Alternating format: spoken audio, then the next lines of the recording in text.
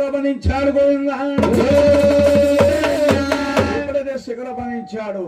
శిఖలో ఉండి గంగాదేవి అంటుంది, నాయన నీ శిఖలో నేను ఇమ్మలేకపోతున్నానయ్యా. మహానుభావుడు గౌరీ శంకరుడు అలా తూర్భాగంగా విడిచిపెట్టాడు. అక్కడ ఒక కోడేరు అయిందట. ఆ కోడేరులోకి ఆదిశక్తి వెళ్ళి ఆ 3 దోషకులతో నీళ్లు తీసుకుని ఈవిడ తలారా తానం చేసేసేనన్న సంతోషముతోని ఈవిడ ఏం చేస్తుందయ్యా,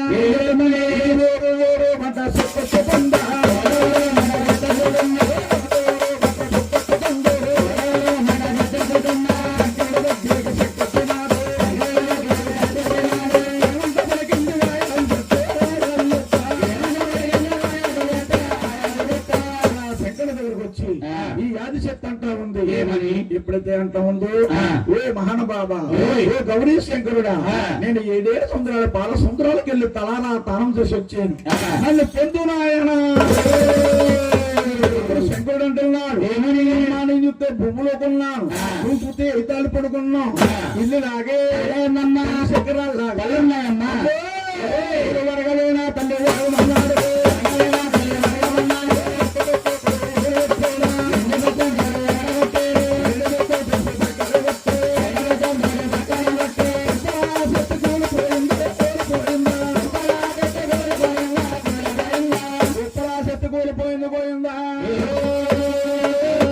మహానుభావుడు బ్రహ్మదేవుడు శంకరుడు బ్రహ్మపట్నం బ్రహ్మదేవుడు బతికించుకున్నాడు.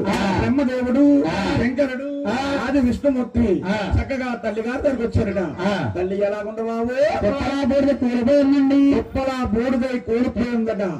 ఎప్పుడైతే కూలిపోయిందో కూలిపోయిన బూడిదని శంకరుడు శ్రీశోమము తీసి 3 గీతలు గీస్తాడు. 4 భాగాలైందట. ఎప్పుడైతే 4 భాగాలైందో మహానుభావుడు పెద్దవాడు బ్రహ్మదేవుడు అంటున్నాడు, తమ్ములారా మన తల్లి గారు బతుకున్నాం చెప్పు, కామో కామో కామో కామం అని కన్ను మూసింది. మన తల్లి గారు బతికున్నాం చెప్పుకొని మన తల్లిలా ఉండాలి, కామం కామలా తెచ్చాలి, కామం కామంలా తెచ్చాలి. అలాగని తల్లి ఒక రజ్జాగుణము తీసి 3 భార్యలు స్వీకరిస్తున్నారు గోవిందా.